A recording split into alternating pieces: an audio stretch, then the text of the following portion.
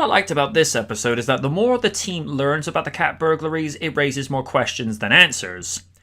And it tests Michael's faith in his Lady of the Week, in Grace, to where he wants to believe that it's not her carrying out her father's legacy as a cat burglar.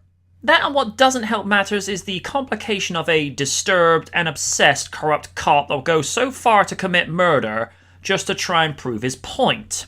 It's interesting to hear Kitt question why people would pay thousands for jewelry that in reality are not worth that much. While he's right logically, but from a perspective of people who love jewels, they think they're worth it.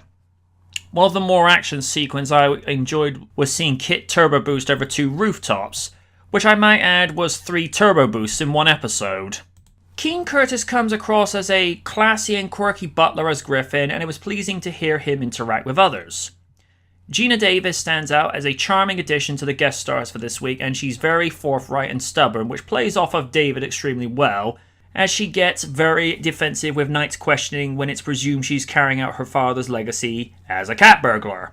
Bill Wiley comes across as a discount Jay Leno with the way his hair and wardrobe is done in his sole scene within the episode. Jack Starrett, who hadn't been seen since Season 1's The Topaz Connection, gets reused as Lieutenant George Barth, and in typical fashion as a rent-a-douche, he sells his character to the point that you just want to go knock some sense into him for stalking someone who's innocent of his accusations. The regulars nail it as usual. As for the score, the pieces I particularly enjoy from Don Pete, where we see romantic moments between Michael and Grace to where the saxophone adds the right touch to where it's needed. Here come the discrepancies. You knew they were going to be present.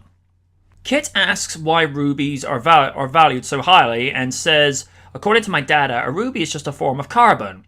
Kitt seems to have rubies and diamonds confused. Diamonds are carbon crystals. Rubies are corundum, crystalline aluminium oxide, with trace quantities of chromium for colour.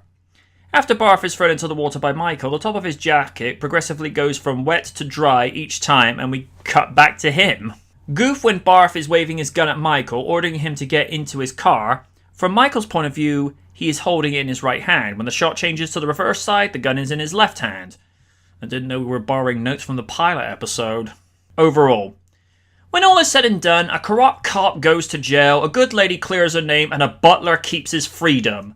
Good night from the night.